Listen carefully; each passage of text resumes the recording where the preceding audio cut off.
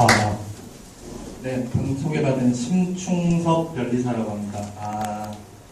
갑자기 비교가 되게 워낙 PT를 예쁘게 만드셨다가 저는 이 PT 이런 거 잘 못 만들어가지고 제가 강의를 굉장히 많이 하고 있고 뭐 한 경험도 많은데 일단 10분간 뭘 하라는 건 제가 처음 들어봐서 뭘 다 지우고 왔음에도 불구하고 사실 10분 동안 전달드릴 말씀은 거의 없어요. 없어서 자료를 만들긴 했지만 이 자료를 무시하고 방금 배달의 민족에 대해서 거의 배달의 민족 광신도처럼 만드시고 내려가시는데 제가 배달의 민족이 뭐 엄청 잘하고 뭐 브랜딩 잘하고 계셨죠. 저는 생각난 김에 어차피 시간도 짧으니까 자료는 무시하고 이렇게 하면 안 되는 짓을 배달의 민족이 했다는 걸 좀 보여드리겠습니다. 네. 제 마음대로 하는 거죠. 사실 그렇게 할 수 있는 이유가 제가 배달의 민족의 대리인입니다. 그래서 브랜딩 엄청 잘하고 계시고 뭐 다들 동의하실 거예요. 근데 되게 재밌는 게 배달의 민족이 신사업 서비스를 론칭을 하고 기자회견을 발표를 한 후에 우리가 상표 출원을 하려고 보니까 누군가가 그걸 다 상표 출원했었어요. 기자회견하고 우리 상표 출원하는데 한 일주일, 2주일 내외의 시간이 있었는데 그 사이에 배민쿡, 배민프레쉬, 배민라이더스 우리가 밀고 있는 새롭게 준비하고자 하는 모든 상표를 누가 먼저 출원을 해서 선점을 당했어요. 즉 대리님 저한테 허락도 안 받고 먼저 기자회견을 한 점, 그 다음에 상표 출원을 아주 우습게 본 점. 이 브랜딩을 잘하는 기업으로 유명한 우한 형제들이 그런 짓을 했었어요. 이게 언제 일이냐? 몇 달 전의 일입니다. 네. 그래서 뭐 운 좋게는 그 이후로 모든 무슨 이름이 생각날 때마다 출원을 계속하고 있어요. 대리인 입장에서 바람직한데 시간 관계상 이제 스타트업을 준비하고 계시거나 하고 계신 분들이 많으시니까 제가 이것만 좀 설명을 드리겠습니다. 특허, 지금 방금 전에 말씀드렸지만 특허, 지재권 정말 복잡하죠. 제가 마음만 먹으면 여기서 한 3년 동안 계속 다른 얘기로 강의를 할 수도 있어요. 그만큼 어렵고 복잡한데 스타트업 신경 쓰지 마세요.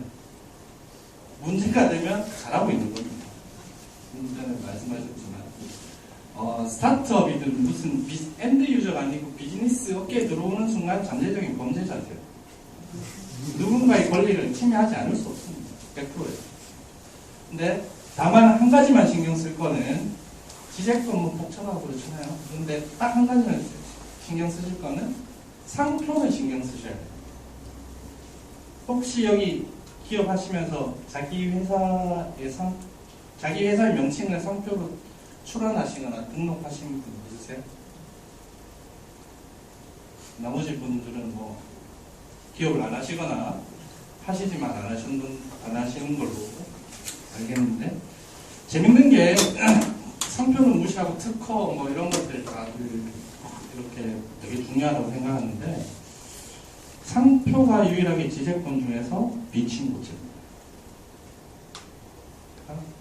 권리자가 권리 행사를 하지 않아도 범죄가 되는 게 유일한 게 상표예요. 나머지 지재권들은 권리자가 권리 행사를 해야지만 문제가 됩니다.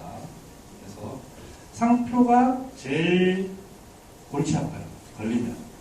문제가 생기면 제일 골치 아픕니다. 그리고 가장 쉽게 스타트업을 하시는 분이 신경만 쓰면 확보할 수 있는 권리예요.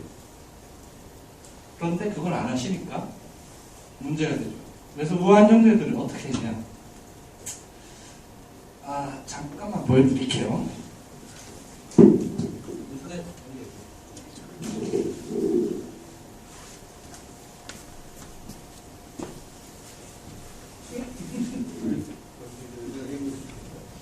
뭐 됐습니다. 시간 없으니까. 다행스럽게도 무한 형제들은 꽤나 유명하죠. 그래서 제가 제 사건이니까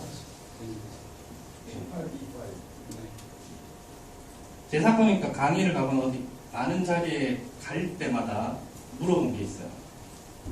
내민하면 뭐가 떠오르세요? 다행스럽게도 꽤나 많은 분들이 배달의 민족이라고 대답을 했어요. 그러니까 그런 케이스면 선출원에 누가 다른 사람이 선출을 해도 찾아올 수 있습니다. 법리상으로. 근데 여러분들의 회사 또는 서비스는 불특정인한테 물었을 때 여러분들의 회사를 떠올릴 정도로 유명하진 않잖아요. 그런 경우에는 선점당하는 방법이 없습니다. 그냥 뺏기고 여러분들의 서비스 또는 여러분들 회사명을 바꿔야 돼요. 안 바꾸면 말씀드렸죠. 권리자 권리 행사 안 해도 범죄입니다.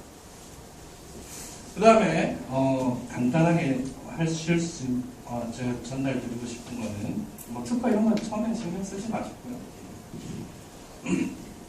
여유가 있으시면 뭐 하시면 좋지만 비용이 문제가 되니까 막 하시되 뭐든 서비스가 될 것 같으면 일단 하셔서 지재권에 분쟁이 생기면 내가 사업을 잘하고 있구나 라는 생각을 하시면 되고, 배달의 민족은 작년부터 계속 분쟁이 벌어지고 있어요. 바람직한 케이스죠. 케이스입니다. 저쯤 되면 이제 생깁니다. 계속 생겨요. 계속 생기고 있고, 일단은 모든 민형사상에서 제일 중요한 거예요. 여기 계신 분들은 제가 감히 잠재적 범죄자라고 말씀드렸잖아요. 범죄를 할 수밖에 없는 구조인데 알고 하시면 안 돼요. 그것만 하시고 모르고 해주셨어요. 그래서 중요한 게 네이버 뭐 다음 아이디 쓰시면 안 되고요. 여기 뭐 지메일 이런 거 쓰시고 서로도 쉽게 들리지 않는 거 쓰시고 뭔가 깨림직한 게 있으면 전화로 물어보셔요. 대리인한테 뭔가를 남기시면. 그래서 뭔가 지재권과 관련돼서 문제가 생겼을 때 지재권도 형사처벌 대상이에요. 근데 제일 최악이 형사처벌까지 가는 건데, 형사처벌은 알고 하지 않은 이상 실질적으로 형사처벌까지 받는 경우는 없습니다. 무조건 몰라야 됩니다. 우리는 지재권에 대해서는 알든 모르든 몰랐어야 되는 거예요. 그것만 이해를 하시면 됩니다. 10분인데 뭐 예. 시간이 워낙 짧으니까 뭐 이 정도 몰라야 되고 상표는 좀 신경 쓰셔야 되고, 그 다음에 또 특허 이런 거는 잘 모르시면 따로 질문을 하셔야 되고, 이 시간 내에 할 수 있는 거 없고요. 혹시 상표 등 오늘은 상표만 말씀을 드렸으니까 상표 관련해서 궁금하신 게 있으면. 네, 우리가 한 가지 질문만 한 번만 질문 한번 받아보도록 하겠습니다. 네. 네. 잘 안 알려진 업체 둘이서 네네. 여기는 실질적으로 그 서비스를 하고 있고 여기는 상표만 가지고 있을 때 네. 뭐를 상표는 선착순입니다. 그래서 먼저 했다고 해서 뒤에 출원한 사람이 상표권 침해가 뭐 위법성이 조각되거나 이런 건 전혀 없어요. 다만 상표만 갖고 있고 그걸 상표권자가 3년 이상 안 쓰면 취소시킬 수 있어요. 그 전까지는 무조건 100% 침해고, 물론 상표법상 선사용권을 주장할 수 있는데, 선사용권을 주장하려면 내 상표, 그러니까 내가 쓰고 있는 나의 소장이 꽤나 유명해져야지만 선사용권이 인정돼요. 그래서 웬만한 상표는 사실은 뭐 저한테 맡기시면 좋지만 직접 하셔도 조금만 고생하시면 하실 수 있으니까, 그 상표는 문제 한번 생기면 진짜 고생합니다.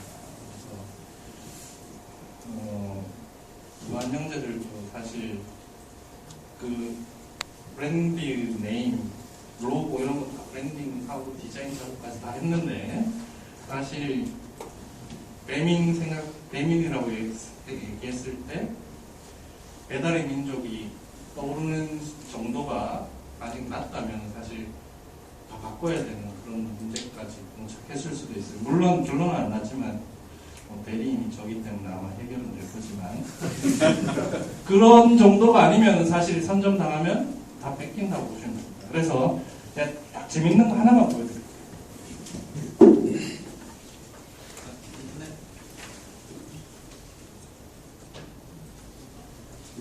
재밌는 건 다음에 보여드리겠습니다. 감사합니다. 네, 그럼 박수 한번 부탁드리겠습니다.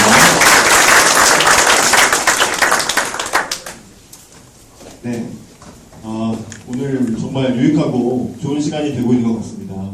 그렇죠? 네, 감사합니다. 드디어 우리가 사실 이분을 많이들 만나고 싶어 하시더라고요.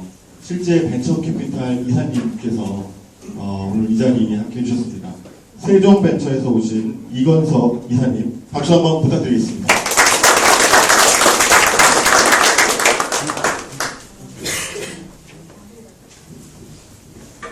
네, 안녕하세요. 네, 다들 너무 말씀들 잘하시고 재밌게 하셔서 저는 이제 제일 취약한 게 숫자를 보시면 다들 이렇게 지루하시고 저도 설명할 때 보면 되게 좀 어려운 점이 있더라고요. 그래서 한 10분 정도 자리니까 간단히 그냥 설명을 좀 드리고 사실 이걸 원하실 거는 않은데 그냥 어떤 트렌드 또는 어떤 그 기본적인 것 벤처 캐피탈리스트 만나셨을 때 어떤 얘기들을 하시는지 서로 어느 정도 용어나 이런 걸 이해할 수 있는 그런 자리가 됐으면 좋겠습니다. 이거는 제가 작성한 자료는 아니고요. 보니까 그 플랫폼이라는 스타트업 기업이 있는데 이 회사가 나름 자기들을 이렇게 열심히 이렇게 보고서 만드셨더라고요. 그래서 제가 좀 차용을 했습니다.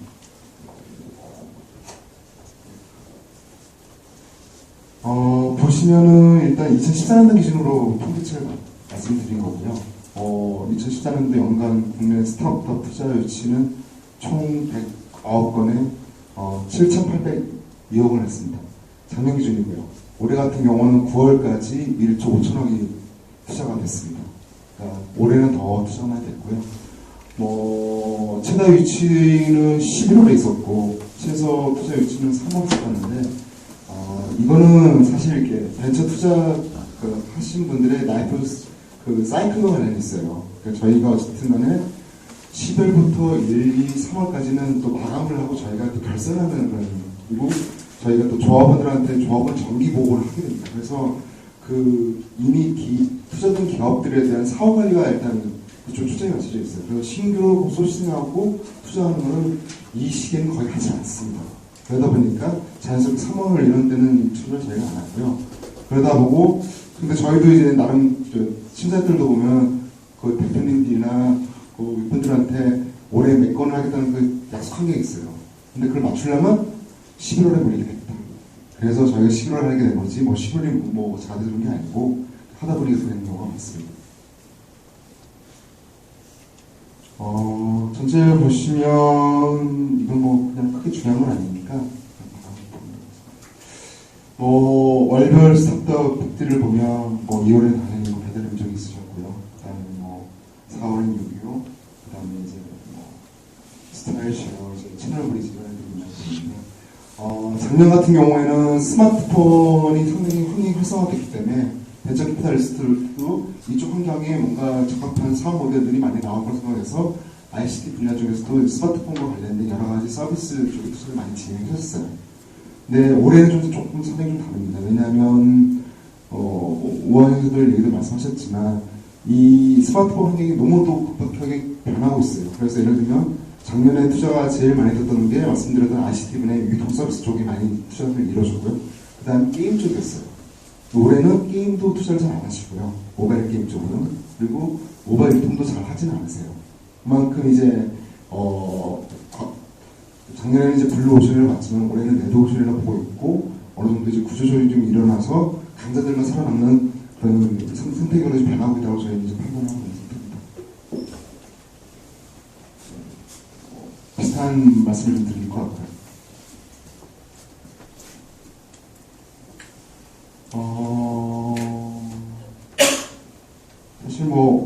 말씀드린 그대로예요. 말씀드린 것처럼 커머스나 뭐 모바일, 오한들, 뭐 놀고들이 탑 투자를 유치를 한 거고, 그리고 이제 그 이후에 이제 이런 교육용 이상하게 저희 나라가 우리나라가 참 이게 좀 어려운 게 이 앱을 이제 모바일 환경이 되다 보니까 스마트폰 모바일 환경이 되다 보니까 앱 개발들 많이 하고 계세요. 그리고 전 세계적 트렌드를 보면 커머스 다음으로 그 교육이나 또는 그 게임 이런 그 유료 콘텐츠에 대한 수요가 많거든요. 근데 한국은 안 그렇습니다. 그래서 한국은 스타트업들이 앱 개발 많이 하시는데 그게 마케터블하고 프로피터블하지를 못하고 있어요. 그거는 우리나라만의 어떤 고유한 특성이기 때문에 이거를 틀리다 옳다 말씀드리기 전에 제가 말씀드리고 싶은 그래서 저희가 투자하는 거 보면 이커머스 아니면 게임 업체였어요. 뭐 교육용이나 뭐 다른 유료 콘텐츠들은 이상하게 저희 나라 저도 이제 스마트폰 유저지만 그 대가를 다 지불하지 않으세요. 근데 유럽이나 미국이나 일본 같은 경우는 대가를 다 지불하시거든요. 그런 환경이 좀 존재하는 것 같습니다.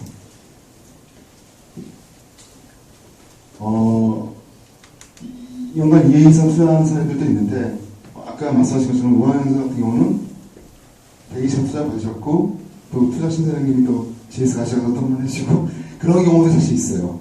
그러니까 신사들 보면 중간중간에 이렇게 이직들을 하시거든요. 그러면서 이직을 하게 되면 이 시간 직장에서 뭔가를 또 투자를 꼭 빠른 시간에 투자를 하셔야 돼요. 그러니까 내가 전에 투자한 회사 중에 괜찮아서 또 투자를 하게 됩니다.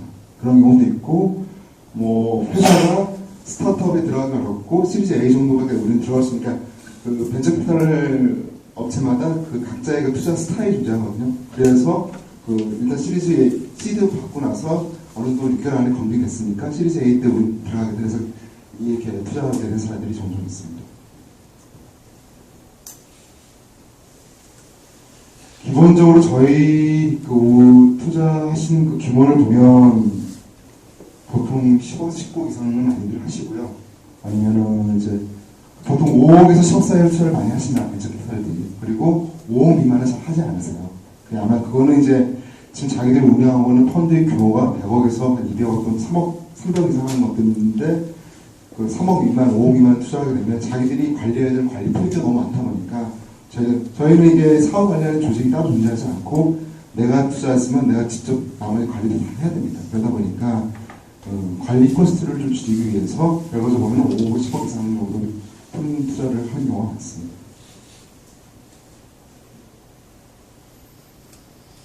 같은 얘기는 옛날에 넘어가겠습니다. 그리고 업종을 보시면 기본적으로는 ICT, 아까 말씀드린 것처럼 이제 그 ICT 융합 쪽에 서비스 전을 많이 하고 계시고 일본 제조를 하고 계시고 올해 같은 경우는 헬스케어하고 화장품 쪽도 많이 하고 계세요. 아무래도 이제 중국 한류로 인해서 어느 정도 그 시장성이 좀 확인됐다 생각하고 있어서 그런 쪽에 투자를 좀 많이 좀 이루어지고 있고요.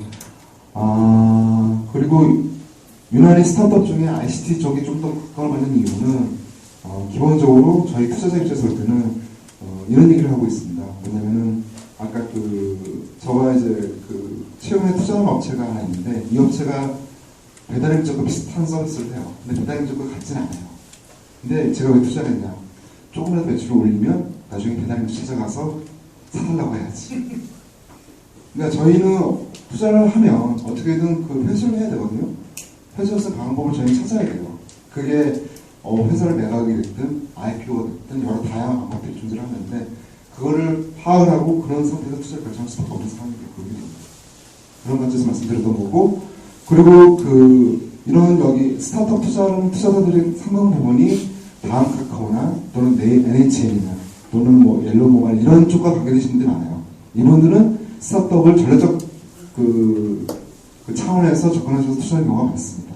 그렇기 때문에 IC 쪽에 또는 로컬 베이스, L 베이스 그 상태의 투자 기업들에 대한 투자가 많았습니다. 같은 내용이니까 넘어가겠습니다. 네, 같은 내용이 넘어가겠습니다.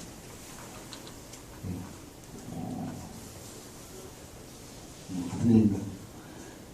그래서 그러다 보니까 말씀드린 것처럼 관련된 기업들에서 M&A도 이루어지게 됩니다. 그리고 이걸 통해서 초기 투자자들은 실제로 이제 애시탈 수 있는 어떤 기회가 창출이 됐죠. 최근 한 8월인가 9월에도 카닥이 다음에 인수가 됐었죠. 뭐 그런 형태가 이루어지고 있습니다. 그러니까 일단 기본적으로 그 3억 미만의 투자를 받고 싶으시면은 벤처 캐피탈리스트 만나서 얘기하시는 게 어떻게 보면 좀 이렇게 시간을 낭비하실 수 있다고 저는 생각을 하고 있어요. 그러니까 좀 더 규모가 큰 투자를 접근하시는 게 좋을 것 같고요.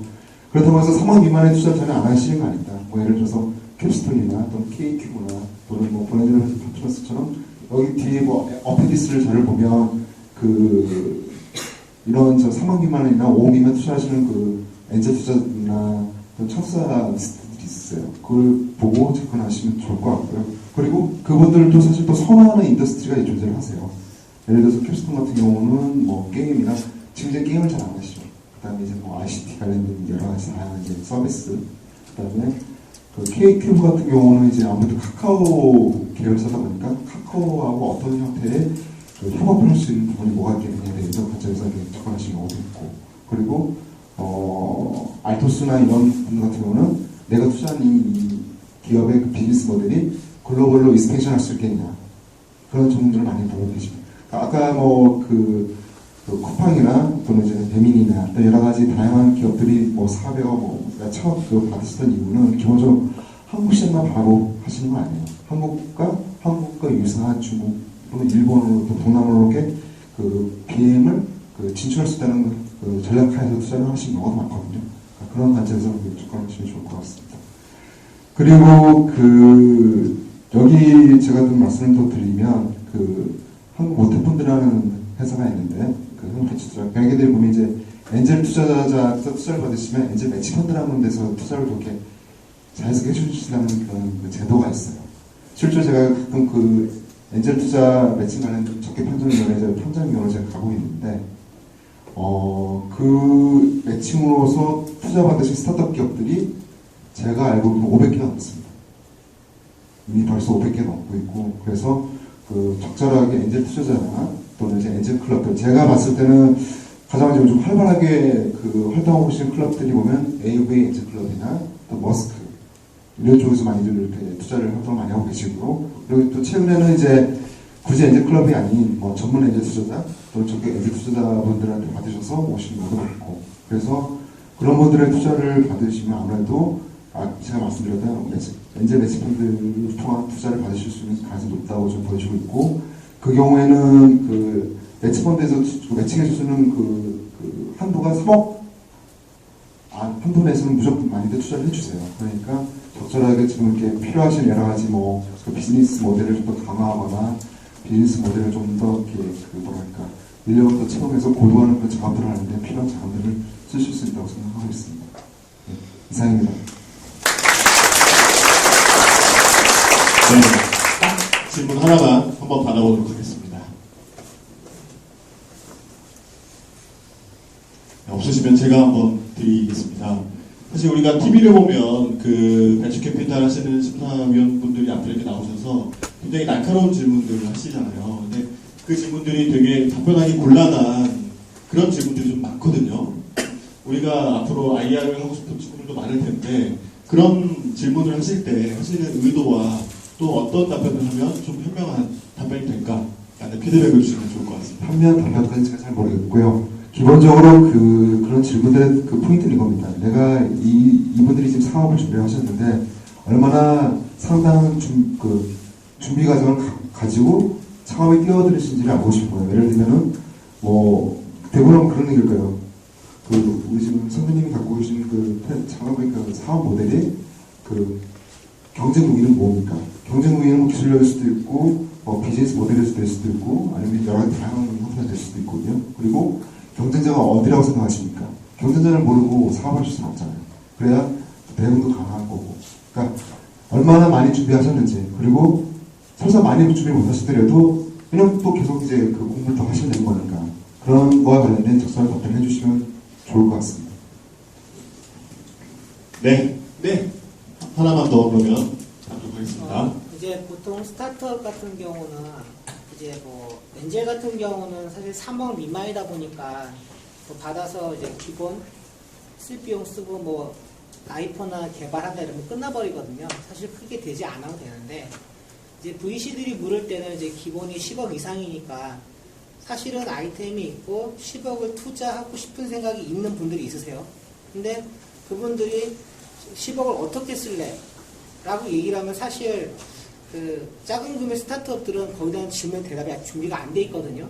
5억 미만이면 어떻게든 말할 수가 있겠는데 10억이나 만약에 10억, 20억 정도 들어온다. 그러면은 답변하면 사실은 되게 없어요. 뭔지 모르니까. 그럴 경우에 물어보면은 물론 의도도 아까 준비가 있다는 것도 되겠지만은 어떤 식으로 말을 해야지 그 좀 더 좋은 관계에서 잘 지도를 받은 돈을 받아 쓸 수 있을까요? 그런 게 좀 궁금합니다. 사실 스타트업이 10억에서 받는 경우는 사실 흔치 않습니다. 제가 아는 선에서. 보통 5억 미만인 경우가 많고요. 5억 정도는 사실은 뭐 금형 하나 뜨고, 앱 하나 개발하고 그러다 보면, 또, 왜냐면 앱 개발, 요즘 보니까 그런 앱 개발자들이나 이런 개발자들 수요가 상당히 많으셔서, 이게 아주 역량 있는 인력을 채용하는 게 힘드시더라고요. 그것만으로도 사실 어려움이 있다는 걸 알고 있습니다. 제가 말씀드린 10억 정도 이상의 투자를 받으신 경우는 적어도 이제 몇 단계, 연구 단계에서는 어느 정도 검증이 끝난 제품들의 경우에는 이제 10억 이상의 투자를 받을 수 있을 것 같아요. 그런 경우는 이제 실제로 이제 원재료를 매입을 해야 되고 마케팅 비용이 필요하니까. 그래서 그 마케팅에 대해서 어떻게 할 거냐고 물어보신 경우도 있잖아요. 네. 근데 그 바이럴 마케팅이 뭐 얼마 정도 네이버 같은 경우도 뭐 한 달에 몇 백만 원, 몇 천만 원 주면은 되는 건 알고 있단 말이죠. 근데 실제로 그 규모가 더 우리가 생각하는 법보다 더 큰 돈을 주겠다고 했는데 그거를 받아서 어떻게 할지 사실 잘 모르는 경우가 많거든요. 왜냐면 전문적으로 마케팅이 되지 않은 애가 많으니까 그런 경우에 좀 솔직하게 대답하세요. 네, 뭐 어디서 좀 모르겠는데 그러면 이제 오히려 그 캐피탈리스트께서 조언을 주실 수 있어요. 이렇게 쓰시기 좋을 것 같다.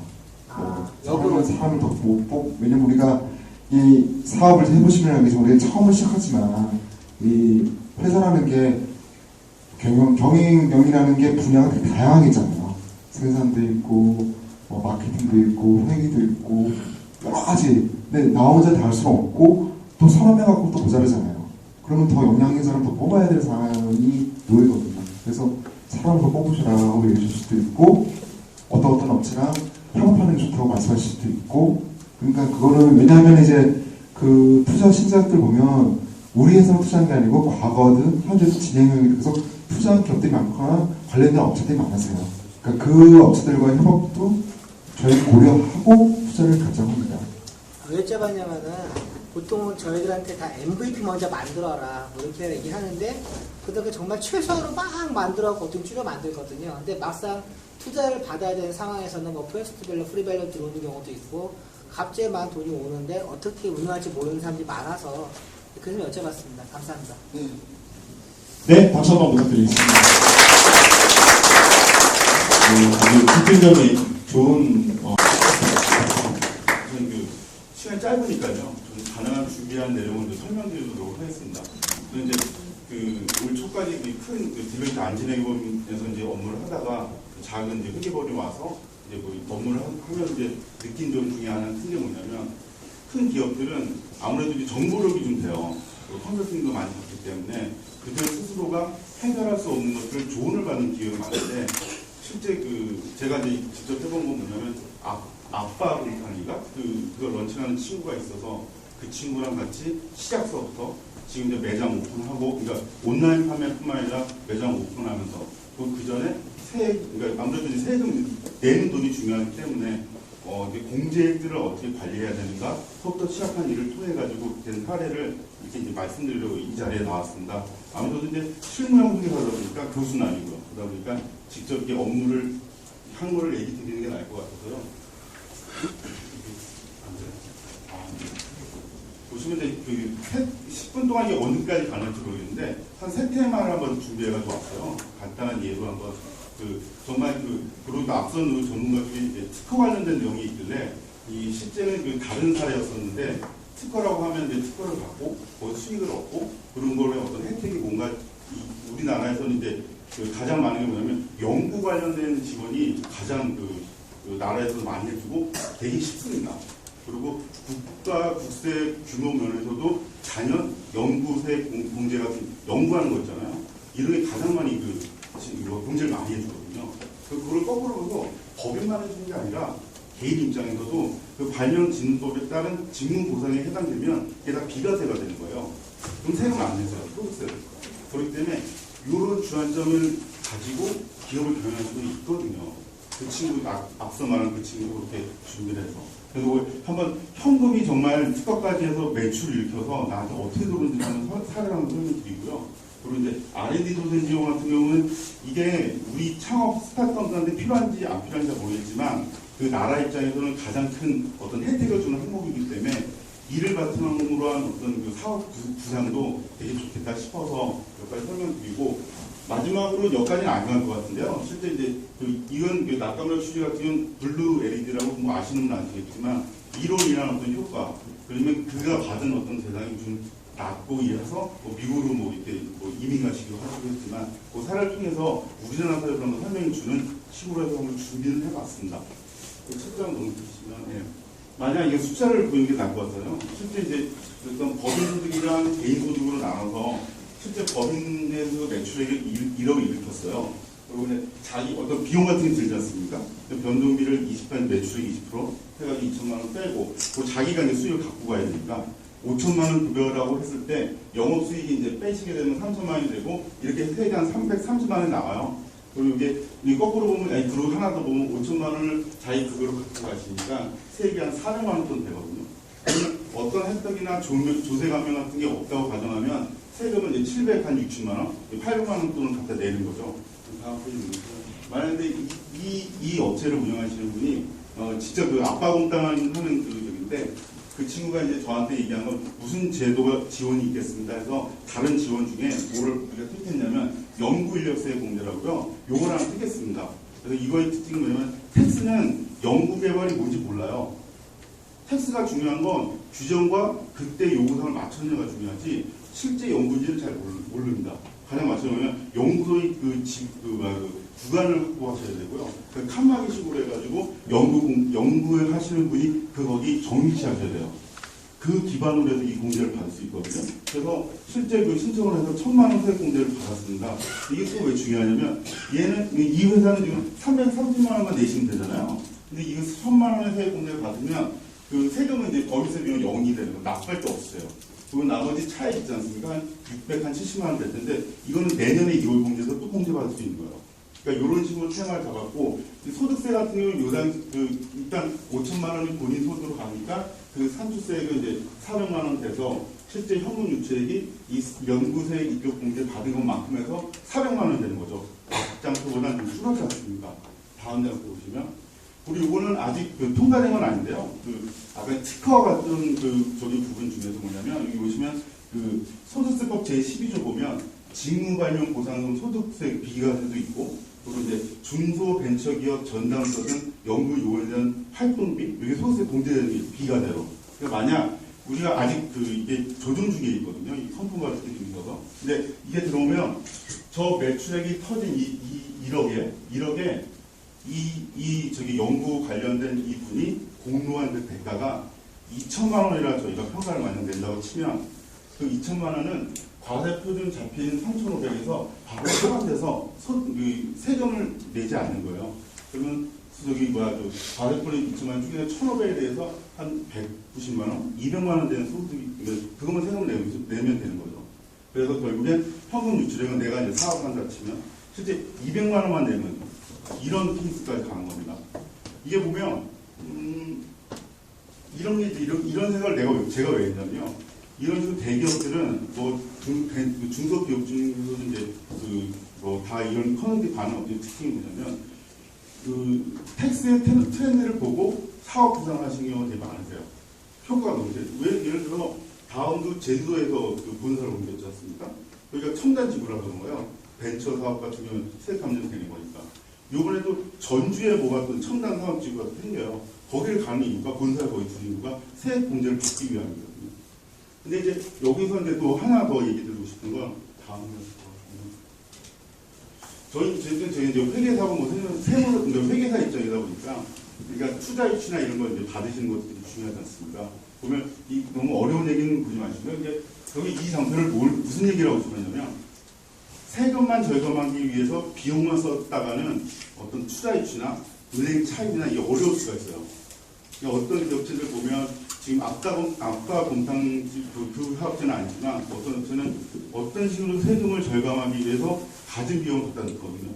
근데 그게 정말 지속 가능한 경영을 할 수 있을까 약간 의구심이 있긴 해요. 그러니까 적절한 세금을 내시면서 사업을 운영하겠다는 마인드를 좀 가질 필요는 있습니다. 아깝다는 생각보다. 그렇기 때문에 제가 이 장표를 만들어서 쓰고 싶었던 말은 어떤 외부 투자 입장에서는 영업이익이 나지 않을 경우, 그러니까 비용이 너무 많은 경우에는 어떻게 보면 건실한 경우를 볼 수가 없고 의문을 가질 수밖에 없는 기업이 될 수 있거든요. 그리고 일단 기업 가치 평가할 때 저희가 밸류에이션 하거든요. 할 때 이 영업이익 기반으로 또 시작을 많이 해요. 그러다 보니까 세금 절감, 비용, 가진 비용은 이런 개념보다도 마인드 속에는 어떤 적절한 세금을 내면서 이 사업을 지속 가능한 경영으로 한번 가보겠다. 이런 마인드를 어떻게 보면 스타트업 하시는 분들한테 이런 얘기까지 해야 되나 싶긴 하지만 첫 단추서부터 만약 그 아빠곰탕에 있는 그 친구는 윤상윤이라는 친구인데요. 걔는 그렇게 시작했어요. 그래서 8개월, 9개월 만에 그게 나오더라고요. 그러다 보면 처음 출발서부터 이런 식으로 내가 어떻게 매출을 일으켜서 마지막으로 현금을 어떻게 갚고 그리고 이제 세액공제 받으면서 본인만 하는 게 아니에요. 그분도 차입을 받았거든요. 은행 차입을 어떤 재무제표를 받겠다. 이렇게 시작하다 보니까 이 친구는 계속 갈 것 같아요. 이렇게 잘.